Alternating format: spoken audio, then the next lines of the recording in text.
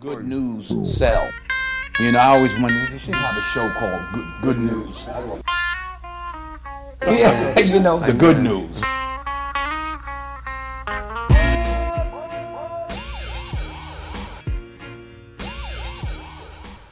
Hey guys, welcome back to another very special episode of the Good News Podcast. I say it's special because frankly they're all special. Thank you for spending your time with us. We hope that you find something enriching, something that you can take and use in your own life during these podcasts. That's generally what they're all about, as well as just for us learning how to speak. I know for me personally, I'm not the greatest of speakers, but this has dramatically improved my ability to address topics, being able to hold the idea in my mind and to be able to work in new threads while I'm speaking about it, and just to generally hold it. A lot of people, when we're speaking, they'll drop a thought mid-speech, but I've noticed that since we've been doing this podcast, I've been getting a lot better at just holding that down. Yeah, speech definitely does develop over time just with experience. And I've noticed myself that some of the filler words are starting to fall out, and that's my biggest problem. So we've kind of spoken over that. Yeah, it's kind of like a self-induced Toastmasters kind of situation, because I've been doing that too. And it's not just because we're all speaking our whole lives, but it's not until you sit yourself down in front of a camera and actually take conscious account of what you're saying and weighing your words before you say them that you might actually make a dramatic improvement. There's other forms you can do that with. You can do that with Toastmasters, and that would frankly be really, really cool. Yeah. But if you just stop and listen to people, it's really refreshing if the person you're speaking to doesn't drop or like with every second word. If you listen to Trudeau speak, he does that a lot. He and like it sounds more genuine than it does like Obama though. Obama, instead of doing like the likes or the ahs, he'll just do pauses. You're right. It does sound a little bit more relatable, but it's also kind of like, it's like speaking through a filter. It's almost like your audience is on the other side of glass, like animals in a zoo, and you're kind of not really concerned about them hearing it. It's like, let me just get through this carefully concocted speech that a team of writers made for me.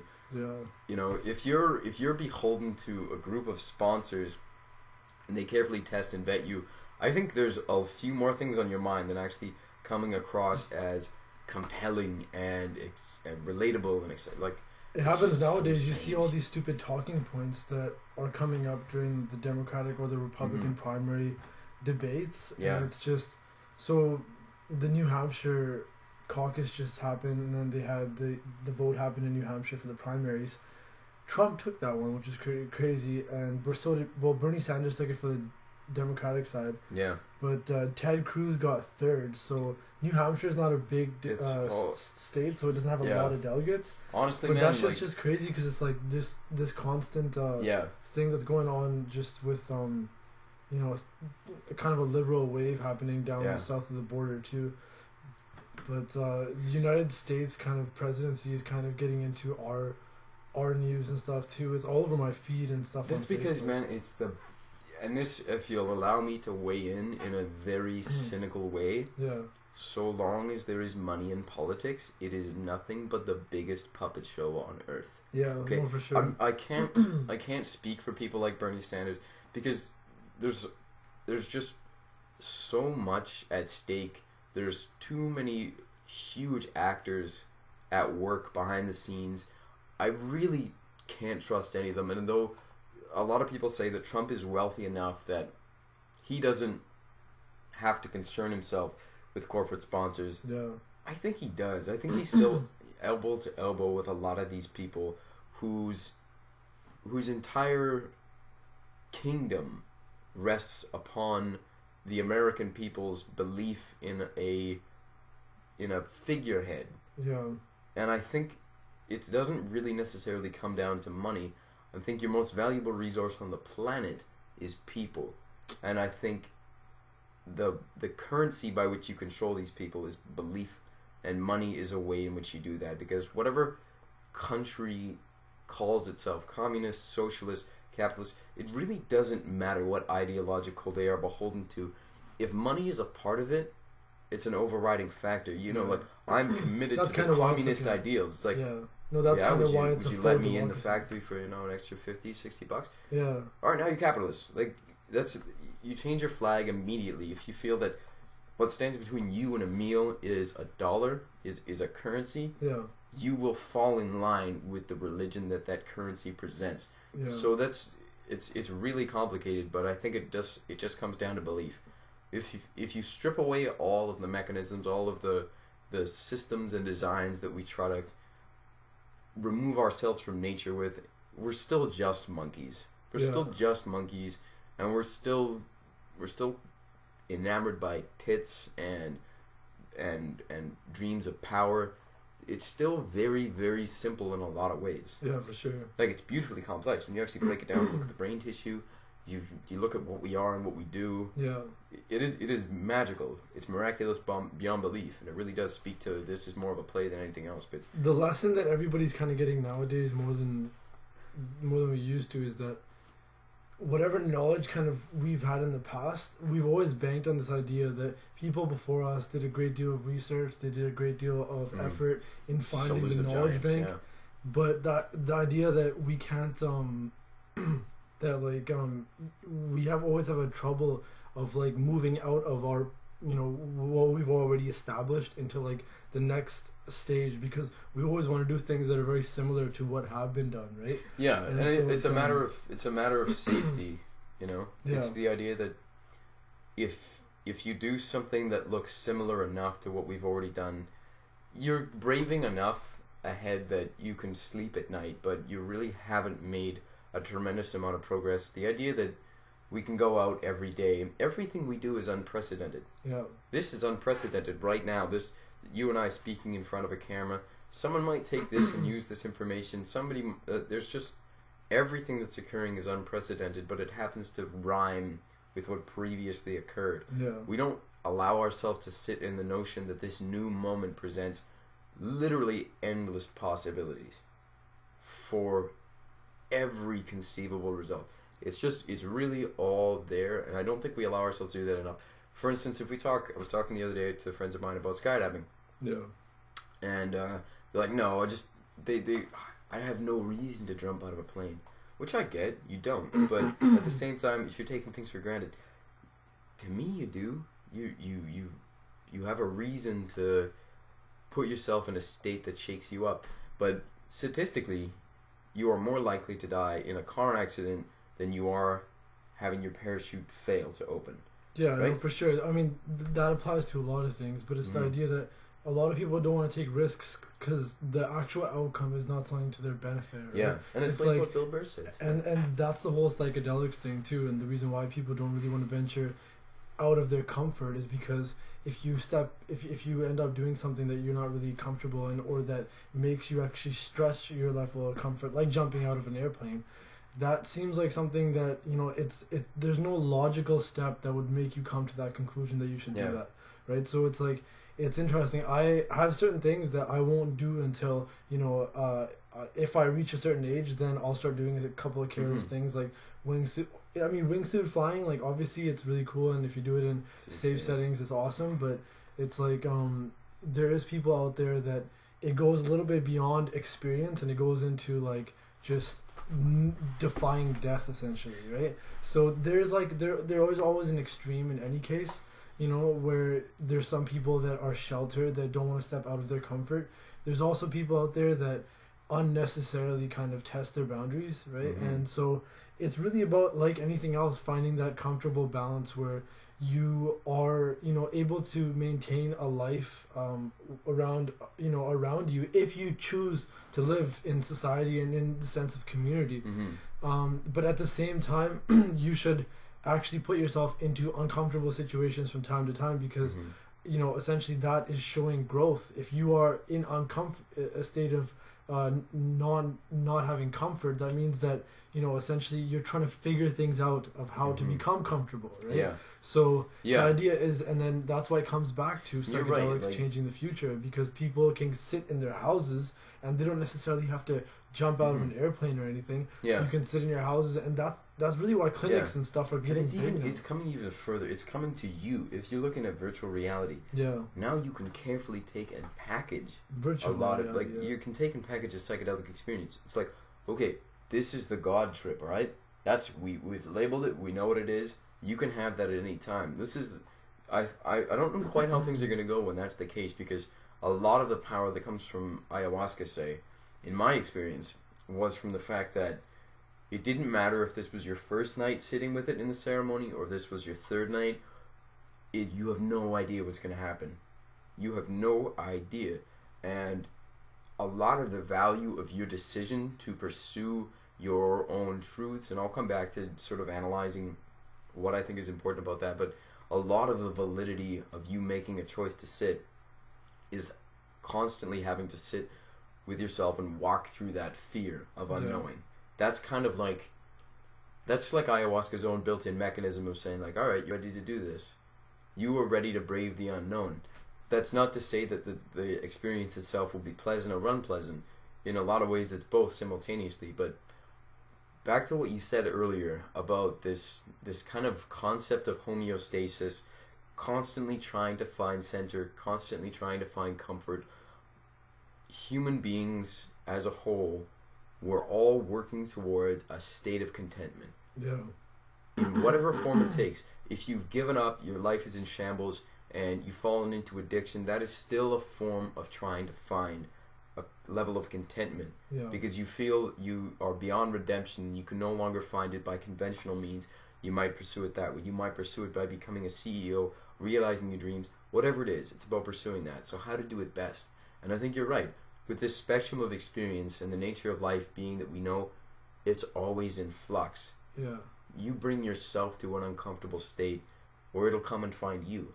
Yeah. And I've found now that actually if you go and pursue it, you realize that uncomfortable states, like me, like I cleaned my car today. Like it is spotless. I top to bottom gave it the works, did everything I needed to do today.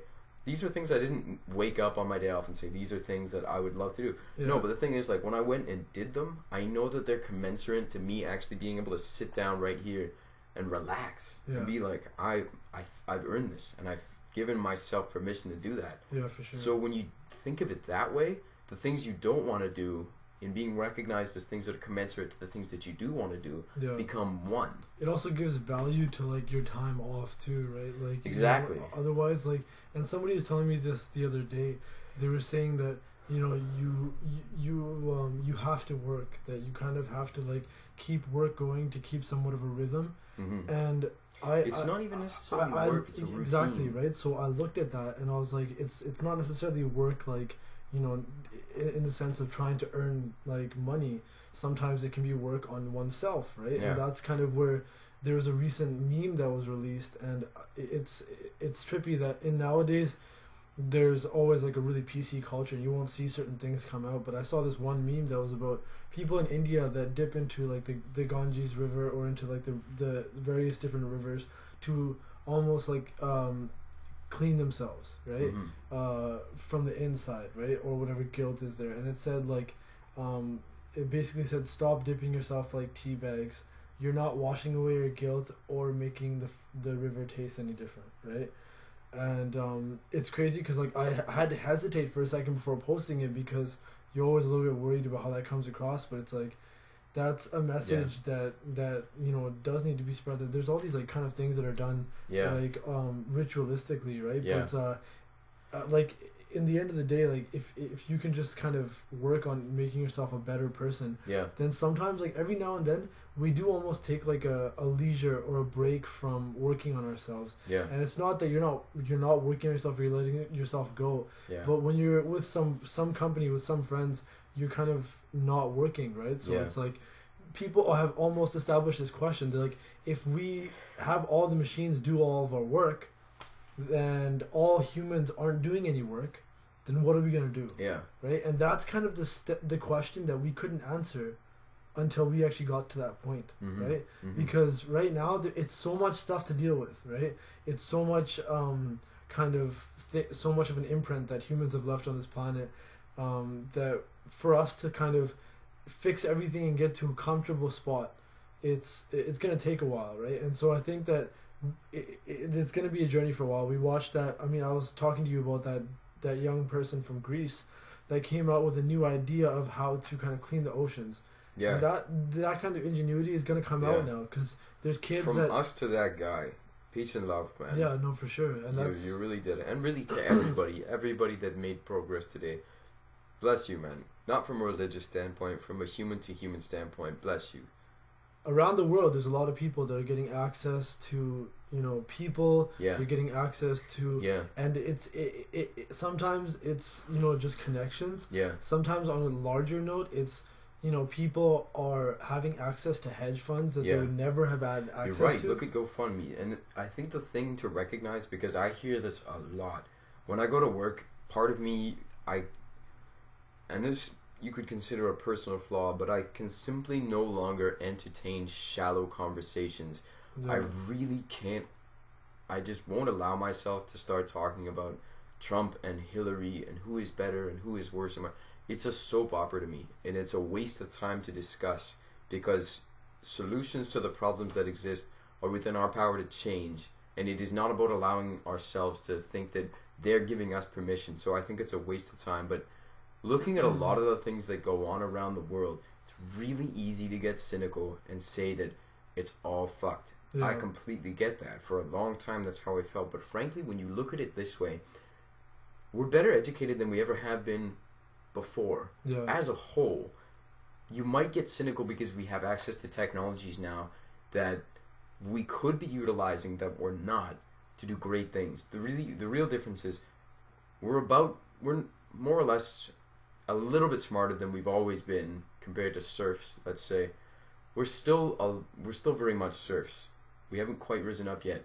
In the idea of like wanting power and whatnot, right? In the idea of taking personal responsibility for our effect on one another and the rest of the planet. Yeah. We're not quite there yet, and I think though that we're seeing now with more of these technologies coming out that we are starting to take control of what we are doing. And in that sense, everything that's occurred up to this point, all of the wars, all of the political corruption, all of the misuse of resources around the planet and the degradation of the environment, these are all growing pains. These are all necessary pains that each of us experience as teenagers in our own individual lives, trying to make sense and come to terms with the difficulties of life. And because of like the polarity and the diversity of human beings, like we're gonna have always a double-edged sword to everything that happens. It's gonna be a good and a bad to everything that happens. If you have cannabis getting legalized right now, there's gonna be a lot of people that are gonna exploit that, right? Yeah. They're absolutely gonna do it. It's gonna happen. And it's like when people should not get surprised when the opposite side of the spectrum always comes out. Yeah, right? You see this with the PC debates right now. Yeah. Like, this is the first time that's ever been discussed. Like, this is the first time it's been wholesale okay to talk about your sexuality and to be fully recognized as such. Now, I know that there's contention in certain parts, but this is the first time it's been out there, and you're going to see the realization of the whole spectrum. I think this occurs with just about every major concept that enters into society. Yeah. Because you saw with the civil rights movement in the United States, that kind of followed into how do we feel about human rights? Which is crazy because Bernie like? He was marching, wasn't he? Yeah. With Martin Luther King Jr., right? Which you can actually see in the pictures. Yeah. Which is like, that's crazy because like, I understand he's a career politician or whatever, right? And that we have a tendency to fall behind. The main thing that he is saying, Hillary's saying that he's like a one trick pony and stuff, right? The main thing that he is stating is that you have to get money out of politics. That's his main candidate thing. He also he's not a one trick pony, absolutely, because he has other major issues that he brings up. Yeah. Right.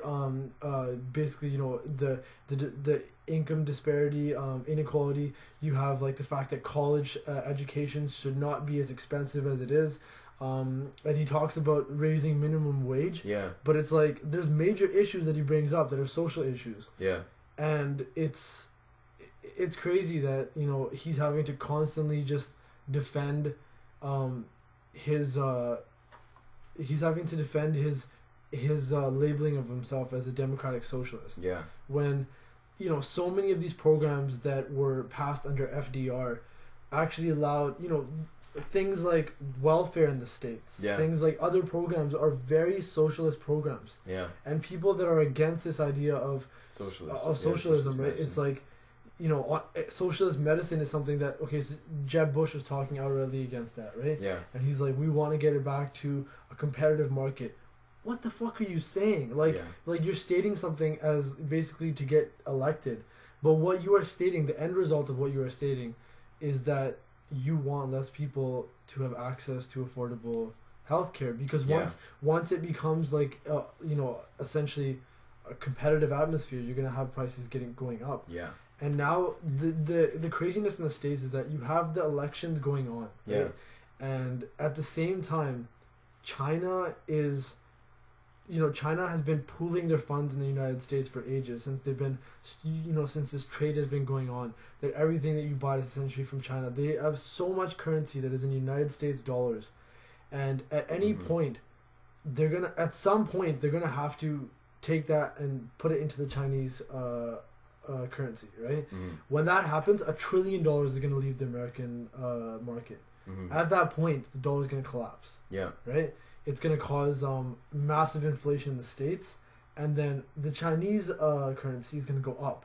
So then any goods that come in imported from China, which they're going to force because of the free trade agreements that they're putting into place now, any of those things are going to be hiked up to crazy rates, because for them it's cheap, right? And their currency is going to be worth more. Yeah. On top of that, Chinese has what they believe to be the largest stockpile of gold now too, and they're not even giving official statements to the world about how much gold they have. And it's like, the more and more you learn about China, like China has the largest army. China, the actual government, does not have an army, right? The dictatorship that has taken over has hired an army, right? And that's what's exactly. So it's like, you have just like a bunch of stuff that has been bought through the illegal black trade market, and like all this arsenals and stuff.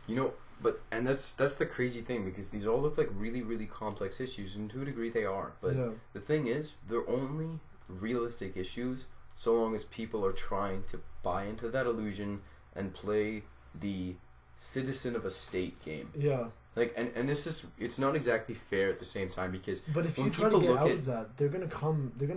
I'm not saying there's not a challenge. Like, if you don't pay definitely tax, a challenge. If you don't pay, that's Wesley the biggest Snipes. Okay. Yeah. But the thing is, it's gonna be a challenge, and I don't think it's fair necessarily to say like the United States is fucked because its population is not doing anything about its problems. One, it is doing things about its problems, but the same with any country in the world that has a crazy government. They also give the largest amount to their own people. Yeah. Nobody else in the world actually gives to their own people as much as the States does. Yeah, which doesn't. Even if you look at places like Flint, Michigan, like it's not so black and white, but at the same time, it's kind of like expecting. Kind of is, but yeah, but like the thing is, you can't expect an unhealthy person to be able to fully address a problem that's afflicting them. If someone is mentally unwell, like you can't hold them accountable to the same degree. It's mentally, physically, and like in culturally too, right? Like absolutely. Like if you look at how long and how effective a lot of their campaigns for propaganda has been throughout their history, recent and contemporary history, like they have had one of the most effective propaganda industries in the world. A lot of what other countries have learned about. Other worlds have actually got the propaganda. A prime example, do you not see the word marijuana posted everywhere in Vancouver? Yeah. That word is inherently racist. Yeah. Like, it was purely made by prohibitionists, right? Yeah. That wanted to establish it as being like a black or Mexican weed, right? Yeah. And so it's like, that shit's crazy. The fact that propaganda left that was from the States. Yeah. If you go to other dispensaries across the world too. Yeah. It'll say marijuana. Yeah. Because it's the most easy to know term that everybody relates to it. You look at the term Indian, right? That still flies. Like these psychological scars run so deep. Like they still have a football team in the Redskins. They do. But imagine man, like there's this the is pale why. Faces. Yeah. Like that's crazy. But this is why it's so encouraging to see. There's a documentary out. If you guys haven't seen it, it's called Billions and Change. It's a fascinating documentary about an individual, the CEO of 5 Hour Energy, taking the profits from that company and investing it into his own engineering projects that aim to solve the desalination problem, the power problem. So that's through graphene threads that you can use to harvest geothermal energy cleanly and efficiently. Things like that bike that's attached to a dynamo. If you ride it for an hour, you have power for 24 hours. There's just so many applications for the technology that they're pumping out. The point is... Did you hear about Tesla's new car? No. So Tesla just released a new car. Really? $35,000. Are you kidding? 35,000 or 3,500? 35,000. Wow, that's right? still really cheap. Like that's they dropped it so that it's actually at a consumer rate. Yeah. $1,000 down, right? And you can have a Tesla. Yeah. Like, that's really amazing. So like, and the reason why, straight up, he just said, he's like, we need to get more out there. Yeah. Right. And now they've like, if they established that there's actually now like there's a grid around Canada. Yeah. And I didn't like, it still kind of sucks because Joe was saying if you go fast in them, that like you kind of the charge is quite I did which is pretty good. I listened to it, but it was like it's not gonna last more than like 300 kilometers, right? Mm-hmm. So or is it? But I still think it's a dramatic improvement. It's a dramatic improvement for sure, and that instantly, because like I have friends that say you can't really speak against the oil industry until you get out of it, it's like now like you can actually go and purchase a Tesla. Yeah, like. You know, like between two friends. Even prior to that, there's other ways around it. It's just you have to recognize that is actually one of the major proponents of propaganda in Canada. Yeah. Okay? If you look at the oil and gas industry and the influence that it has on like our conversations politically center around those terms, natural gas and oil so often now. Yeah, because it's our economy so tied into it at the moment, right? Right. And that's because of the intervention from these Asian countries and stuff, but now to undo that is impossible because we've established relations. We've established it, so that's something we have to address. And they've claimed oil. Yeah, like so the laws. And that's the dangerous thing, and that's something else I want to say. We were talking about the TPP. That's been signed, okay? It just hasn't been ratified yet. Yeah. So we need anybody listening to this. If you don't know about the Trans-Pacific Partnership. The economic deal that's really geared around actually cementing corporate relations internationally, making them immune from local and federal laws. It's an extremely damaging bill. Opening up the game to like international lawyers and stuff, right? It's a horrendous piece of legislation. And basically all of this stuff is being like talked about with no press coverage, there's zero press coverage. We didn't even know what was the contents of the bill until it was leaked. And when the contents were actually being like decided upon, the people were closed out. Alright, so it's like, the point is, anybody listening to this, if you have a spare moment, please, this has very serious ramifications. Please just read up on it, write your local MP, write to anybody, say no. We can't have it. It is in direct opposition to civil liberties, to your right to live in a planet that's free from companies that are harvesting the environment, ruining the air that you breathe, ruining the water that you breathe, eliminating your ability to speak out against them, eliminating your ability to develop your own livelihood free from systems that perpetuate the old status quo and the old guard. It's just a huge impediment, and we can spare ourselves a tremendous obstacle by just speaking out against it now and saying no. You know, if you go online, there are so many petitions, and they do actually affect people. When people speak out about things, that has an effect. Yeah, no, it's true. And with the TPP, I mean, you're getting more and more exposure just kind of on these side media outlets like Vice, like the Young Turks and whatnot. But you're having to really go towards self-knowledge to actually figure it out. So I can understand why you're employing people to do that. And it kind of, the milkmen's union or the dairy union in Canada, they went and like spilled a bunch of milk on the steps of Parliament to basically protest the dairy rights that were going to be infringed upon by the TPP. Yeah. So this is kind of something that is slowly getting into the public eye, but it's taking a while. So it's definitely going to need momentum from people actually being interested. Yeah, it's going to take citizens' power. Yeah. You do have power. You have a tremendous effect on the planet. It's just, if you think about what's really important to you in life, it's not just about your ability to determine your own destiny, but it's also about your children's right to do that too. Yeah. And we need to take responsibility, because although I don't have a child, I don't plan to have one soon, I don't want other children to have to make amends, put their lives on hold to address the problems that we're initiating now, or that we're standing by and complicitly allowing to come into play. And that's essentially what's happening from the previous generation, is that because of the damage that they've done, our generation is having to put, our betterment at hold to fix what, what has happened, right? Yeah. So before we can actually, as a generation, go towards fixing what the previous generation has wrecked, we need to actually know what it is. Yeah. Right? We need to know what's wrong in our society. Yeah. And that's the problem, is that in the preservation of old thinking or old ways of thinking, like these generations cling to that stuff, right? Yeah. And it's like so many things are just old laws that are so like just infringing. Archaic, and they make zero actual sense, like person to person sense. Divorce laws, right, in Canada, right? Yeah. Or like, and that's something that bonkers. Yeah, Tom Pop. Yeah, exactly. Right, and it's like that kind of stuff is so crazy. So yeah, and the fact that, and this doesn't necessarily apply in Canada all the time. It is a game, but the fact that a judge in the United States would even open his mouth and utter this sentence,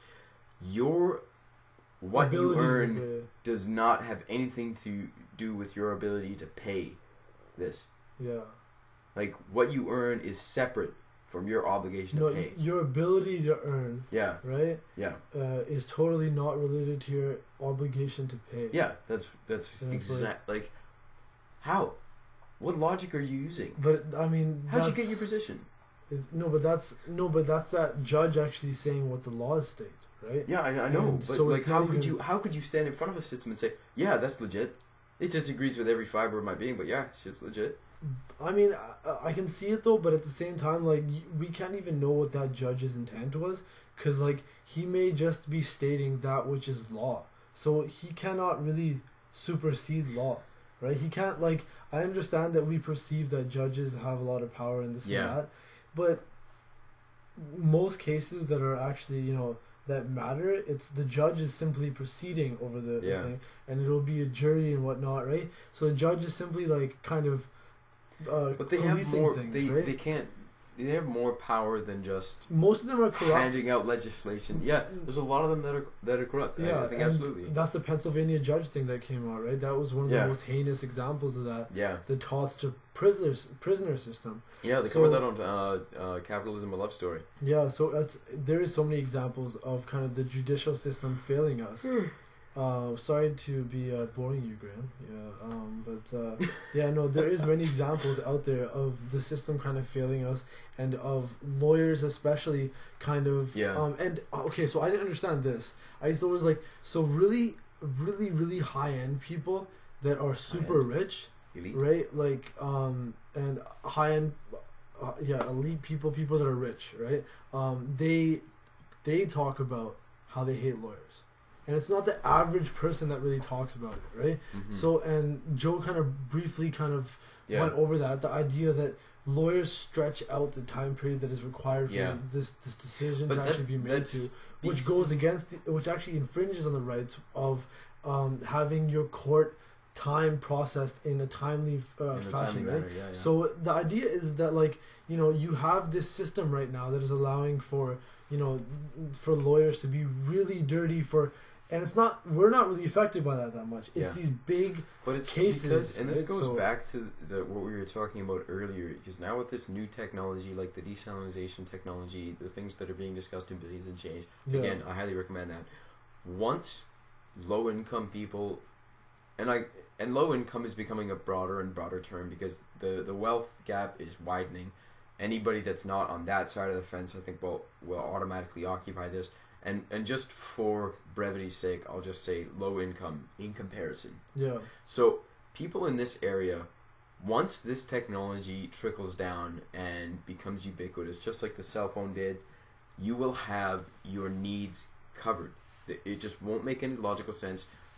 Let's say in the next 10 years, if this technology diffuses properly, it won't make any sense to have existing infrastructure charging people for power, because we'll have access to energy freely, and it's not going to be easy to monetize, especially when people understand how it happens. Yeah. You'll have your food and your energy needs met, and you'll finally have time freed up enough that you can actually consider social issues. So just like Maslow's hierarchy that shows when you have your basic needs met, your food, shelter, clothing, love, these basic needs met, you can move on to a higher tier, and now that's your social needs. Yep. Okay, what are those? Like, that's what gets addressed when this technology finally diffuses, and I think we're really close. Food and water is like, as we're getting close, as we're going, as time progresses, the system that we've put into effect for factory farming or whatever it is, it's meant to lead towards, like, basically food scarcity. Like, it's gonna ultimately, because the fact that the amount of must grain collapse necessarily. The amount of grain that it requires to feed the cows, which we not need, just that, the amount of rainforest you need. No, exactly, right? And so like, that's land coverage. It does not make sense. It is not sustainable. So it's the sustainability of the future right now, like for food. That's the current track it's running on, and for water. Yeah, right? So true. So but it's on the current track that it's running on. Yeah. However, based on current estimates, there is an estimated peak that seems to come from population. Yeah. What happens is that you have to have people replacing themselves and their partner for every couple. You have to have 2 kids, kind of thing. Yeah. But right now it seems that our population is still increasing, right? So it's gonna reach about 8 billion. They say it's gonna top out at, right? Yeah. And at that point, to actually, we already at this point that we are at right now, we're feeding the most people in the world we've ever fed. Yeah. In known history, right? So that is an extraordinary feat that is going on at the moment. We are having an astounding amount of, poor judgment when it comes to the actual, moving of resources. That's why you have, we have the ability to store foods and stuff, but you have food scarcity in certain parts of the world because our logistics, international logistics, is still greed driven. But we can see technology emerging now that's already going to change that. Hydroponics, the fact that you can grow things in the Sahara Desert with a non-permeable membrane that permits you to grow plants off of. This is something that they were developing out of Dubai. Yeah, you talked about it earlier. Well, yeah, they weren't developing out of Dubai. They tested it in Dubai. Right. It was actually a Chinese firm that came out with a no-soil method, which is, I think, can really have a lot of benefits to places that are being ravished right now with water problems. However, it's still going to require water, right? Yeah. And so but if you look at the desalinization technology that's occurring right now, but that technology is there. But as we've established, it's not about the technology being actually made. It's about moving distribution forward. Of that technology and moving. Well, not the distribution, moving forward without the actual halting of political BS. Yeah. So BS along the way, you have people that end up challenging you on their own patents or on their own rights. Yeah. So it's always going to be a little bit of that going on. So the thing is, and this is where social pressure is the linchpin in changing so much of this. So for instance, blood oil. Okay. So as laws currently stand within the United States and Canada, if a rebel group is allowed to take over an oil well, legally that oil can be sold here. You just have to secure it there by whatever means, and if you're choosing to do business with whatever group that it is, then that legally can be sold here. It's a bit like an armed gang. This Leif Wenar talked about this. He's a speaker, a university professor down in the United States, who discusses the idea of blood oil and what it means at home. And what he says is it's like bystanders, right? An armed group of gunmen take an oil truck, and now the laws state that bystanders that are watching this can purchase the oil from this armed group. That's kind of how internationally purchasing of oil works when it comes to armed groups. So and Russia the thing actually proves that Turkey's buying it. They're NATO. Yeah, you can prove it, right? It's fucked up. They're NATO, so. But with social pressure, we need to pressure politicians to say no. You can't buy it and prop up these groups. Yeah. You can't prop up people that are taking for me, one of the bigger issues that doesn't get discussed often is conflict minerals in Africa. Yeah. Conflict minerals that go into electronics that we use that are propped up and allowed to continue. People are still living in unbelievably deplorable conditions in the Congo. One of the worst conditions in the world. That seems to be how our society works, though. When but one pressuring our government to say, no, you can't do business with these. When one society goes up, inherently, the way that our structure is built, another society has to drop. And that's the way that it has been. And, okay, so what if we establish essentially socialistic systems in North America, right? And in like, you know, Europe and stuff. Yeah. Then there's still groups in the world that will not play by that. And people that are within this country that do not want to go by that. It's true. It's true. Actually there's go to still those a parasitic. There's still parasitic. Yeah, right. Go to the source. But people said exactly that about diamonds. Yeah. People said about, and now there's the Kimberley process. Yeah. That you have to register it. Oil is really easy to do because it goes on tankers and it's tracked. It's easier to do than other substances. So as long as Western governments and, well, there's a lot of government, like the biggest governments in the world are the ones that are allowing these groups to remain parasitic. Yeah. Because they know that the highest bidders are the people that are going to keep them in power. So you just have to secure it, invest in security, secure this area. Now you can sell oil. If our governments, under pressure of their population, say, no, you can't do that anymore. You have to secure it legitimately, or no, you cannot buy it.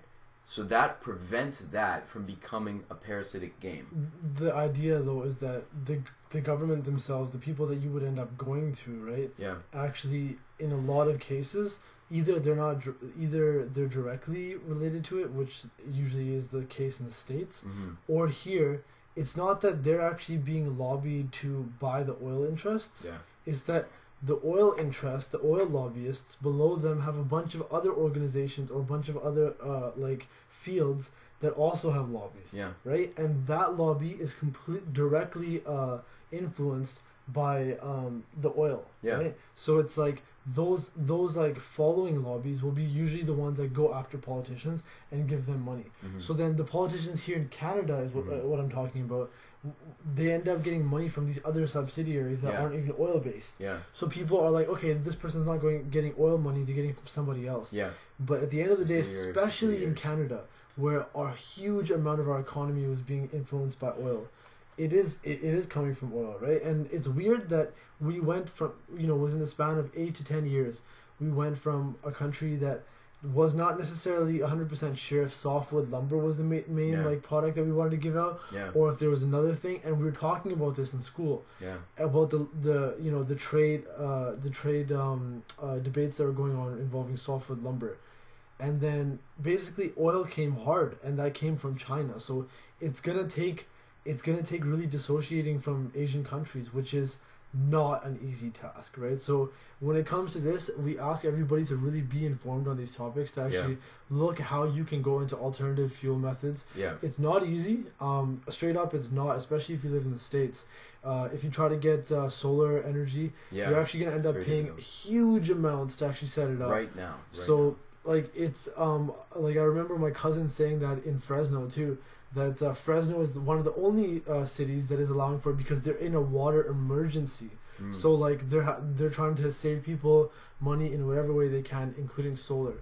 So it's like basically what takes us an emergency before these crooks are willing to stop pumping their pockets, right? So it's been a great debate today, like just kind of talking about stuff.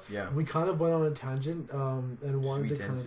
But it's good though. This was actually more of a rhythmic thing than sometimes we've been seeing. So me and Graeme always enjoy doing these, and I think that in the future we're gonna try to do a little bit of a better setup so that, you know, we're talking in a little bit of a better standard more with conversational. And so that might mean multiple camera setup and stuff. So we are looking into that.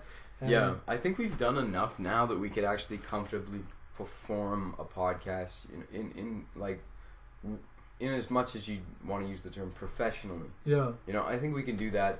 These up to now have been sort of like, as much as we want to help people, this is more like a personal thing. This helps us to improve our communicative abilities, and it's a bit like journaling. So now that these thoughts aren't clanging around in our heads anymore, and we can take and use them, and you feel like you've contributed, and so that's kind of why we've been doing them. But you know, that's the ultimate goal, to be able to sit down, maybe earn a little bit of money this way, maybe help other projects that we find interesting and worthy, being able to promote ideas. Let's say one of you guys has a project that you want to get funding. We can talk about you and you can talk about us, and you know, everybody helps each other. That's kind of the goal. But I thought today went great in terms of the conversation. It had a great flow today. I hope everybody at home enjoyed listening. Yeah, we'll keep these coming as much as we can. Our lives are a little bit all over the place, so very transitionary at the moment. It's cool though. I think I speak for myself, and it seems to be the case with Graeme too, that we feel not so much that it's just an obligation to get it out there, but that we really want to get a podcast, done, and it's mostly about our schedule conflicts that ends up kind of reducing the amount of podcasts that we can do.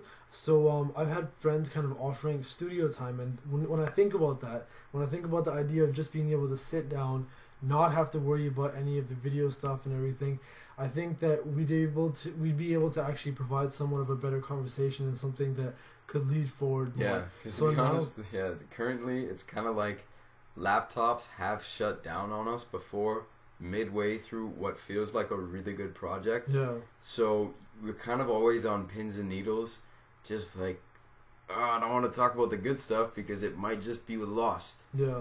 So that's always technical difficulties, but down the road, now the people of the world are kind of starting to know about the name Good News Podcast and the name Graeme. Which is unfortunate because Good News might change soon just because it sounds a little bit evangelical. Yeah, no, and it's not like, and it's not really like the world as in like, across the world, but it's like we're actually kind of just starting to get our names out there, and people are starting to kind of want to hear what what's being said in the podcast, right? So it's just like its perspectives being the same as other people, and if we can relate to people and kind of on that note kind of keep the discussion going past what people sometimes feel comfortable talking about, this is really kind of a growing experience for us. So thank you very much for tuning in, and peace and love, everyone.